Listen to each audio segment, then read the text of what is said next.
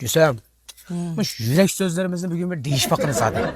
Ben buna oylasam, muş hayatımda en galiba kılan, en ustuq kazanğa işin muşu bana tivagan mikin demem ha. O şu en galiba kazanğa işin mikin ha. Tolu men titan tumurumga tiydigan gem demem yani. Yürek sözün degenken qara amdan değişmez.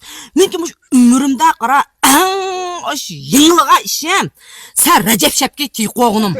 Ben sana deyim. Onda da gitmem, ben almagan bolsam kimmi alır desine. Unutqamasın 36 yaşın ağam şu vaqtça sen məlenge sen köçanga bir tal erkek çimim bamat degen o. Ben bişmiş kap neledim badım kettan oyun aldığa. Men ki qara yüzünü tövelligidan qara Uğulval zatı qara pişin kütürüp man qaramaydigan. Vay sen şu məldə şu bişin kütürüp qalğanlan boynunu üzüp, ağzını ısqırtqanlan ağzını urup çişin tükvetkan ki hiç kim sana uyunu bamaydan mı ketken mədəmli. Şırtı gep.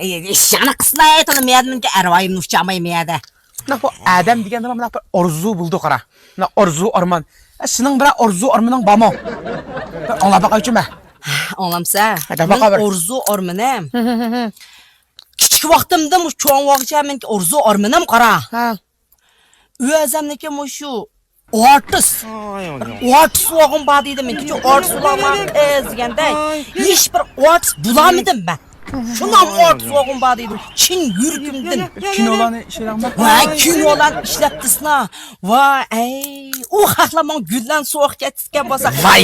Qizil yillik poyondan ustidan tak tak. Ay kıçımı taymışı o kino işlemedim. Vay sen bir yan tepip 4-5 gün kötü bak işle bak ha. Kino işte sen muşu altınga, muşu ilikle hayatınga sen kıçı pok oylangan hayat degen kinoni işi sen bulam iken dep oyuldım ben. Men nimda kino o'xshagan narim tushmayotgan men ketib baqa. Hamma yerim tuşuk.